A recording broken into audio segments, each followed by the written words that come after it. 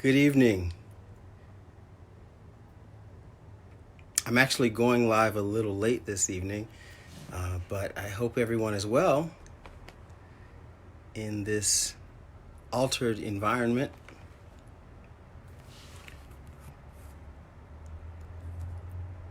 Hey, Lisa. Let's see, who else do we have here? Natalia. Hi.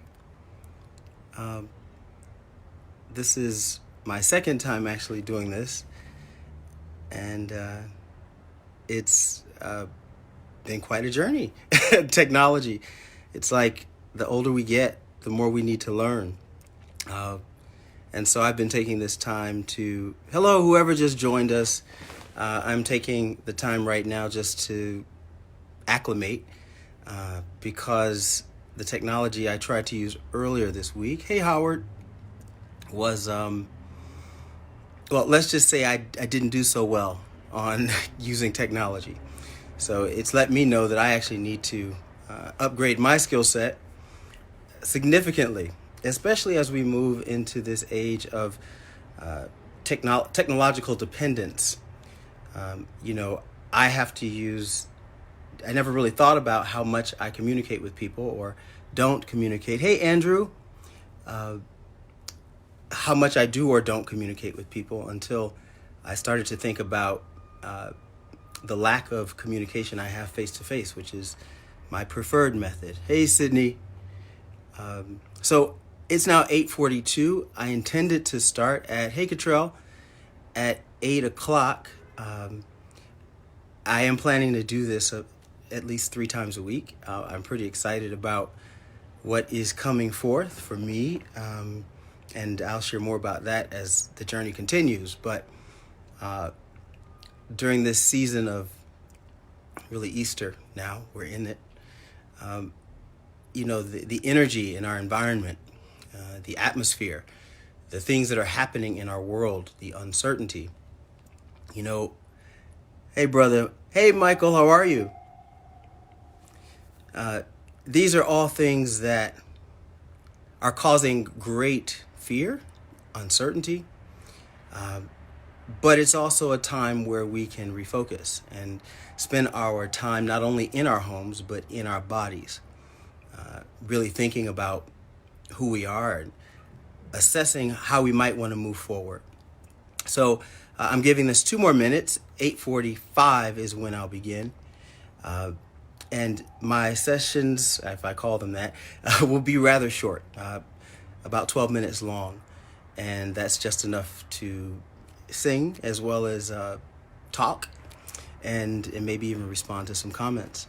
Hey, Julian, and everyone else who's joined us. I'll be starting in 2 minutes. But I realized just how important technology is and how I needed to rethink the way I've used it in the past and how I'm going to use it moving forward to share. Hey, Pearl and Dean. Oh, my gosh. The wonderful thing about technology is that it can connect us to our past and to our present, and it can help us see each other, whereas before this would never happen. So what I am doing over the next couple weeks and even beyond that, hey, Michael, is, hey, Kwesi, is really thinking about how I communicate, what I share, and why.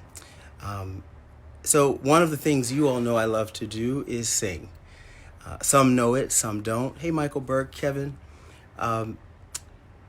During this time, I wanted to sing some songs that are from my heart, that are from what I've learned as a child from my spiritual traditions and faith traditions, and really kind of think about it within the context of what's happening now. So just starting, Negro spirituals, as we call them, often have 2 meanings. One that's communicated through the song, the lyrics themselves, and then another that is kind of the secret meaning.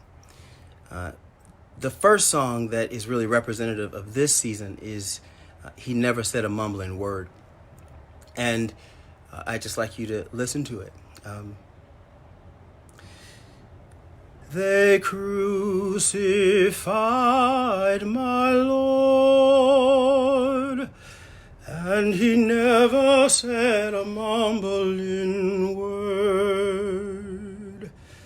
They crucified my Lord, and he never said a mumbling word.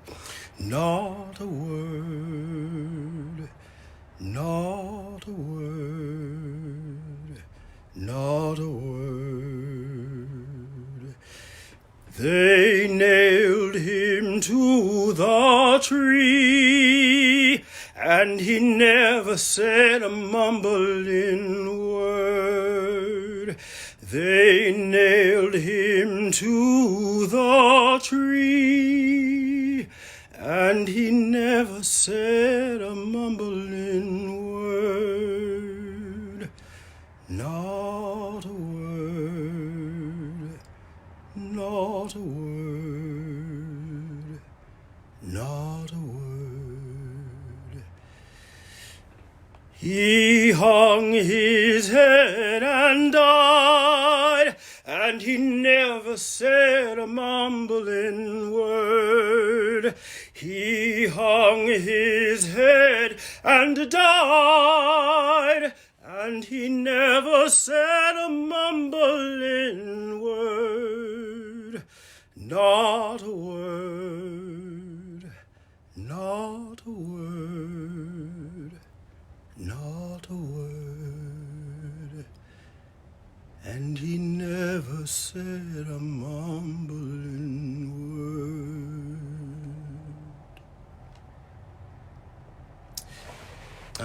That spiritual really, for me, captures one of the aspects of Good Friday from a faith perspective. But it also captures the feeling and the darkness that African Americans endured during slavery in this country. The pain that must be endured through that system. But then if we think about today, the uncertainty and the fear. Hey, Jerome. Hey, Paris. This is great. I'm sorry. But all of the things that we felt as a people were embodied in these spirituals. And, you know, I think about today and where we are, the fear, the uncertainty, the death, you know, of those we love, and how we just must endure. So for me, this is a season where I am thinking about my own endurance, my ability to have faith in that which is greater than me and beyond me and inclusive of me, and also how I am able to anchor that feeling tone in an environment sitting here specifically in New York City that is so anxious and so afraid. Death is all around us. And the same was true when Jesus Christ was killed. There's a power in the spiritual to communicate this message, especially at a time in our church calendar where isolation and depression and darkness are around us. But the joy is that there's something beyond this moment, that he didn't die and we don't have to die for nothing. And that this period of time, although it may be isolated and dark, we can actually find ways and find strength to get through it. The last song I want to sing for you is one of a hymn tune that I love, that really captures another aspect of my faith. Down at the cross where my Savior died, down where for cleansing from sin I cried, there to my heart was the blood applied. Glory to his name. I'm singing glory to his name, precious name. Glory to his name. Oh, there to my heart was the blood applied. Glory to his name. I want to thank you all for taking this time with me. I'm trying to develop a format here of something that's consistent, that happens 3 times a week, that allows me to share from my heart things that are meaningful to me, and maybe perhaps there's something you can find in it too, no matter what your faith may be, no matter what your perspective is. You know, I may surprise you one day, but you know, for me, it's important during this time that we find ways to really anchor ourselves in what we know to be true, our faith to get us through. And so I want to thank everyone for sharing this time with me. I try to keep it within 12 minutes because 12 minutes is about all the attention that you can keep of someone. So far, I'm doing all right. But I wanted to just close. And again, I'm kind of figuring this out as I go along. Thank you, John. Thanks, cuz Alvin. Hey, Dr. Stewart. Oh my God, that's my pastor from childhood. Kevin, thank you. Anthony. Hey, everyone. This is amazing to me.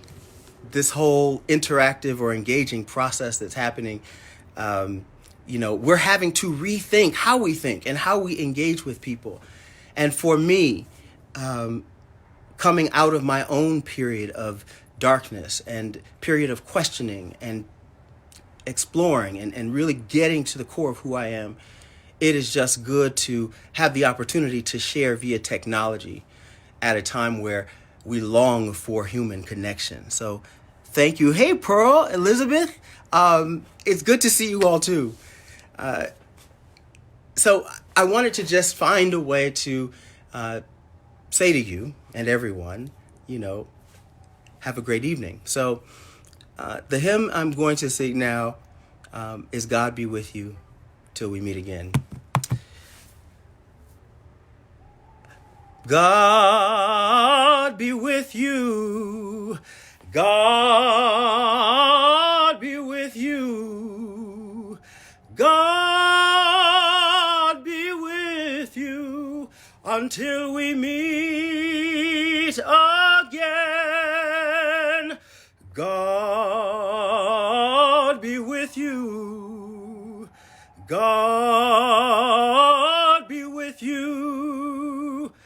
God be with you until we meet again. Amen.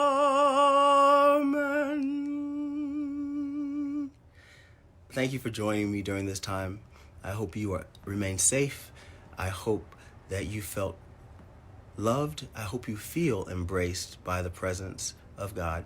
Have a safe weekend, and let's get through this together. Peace and blessings.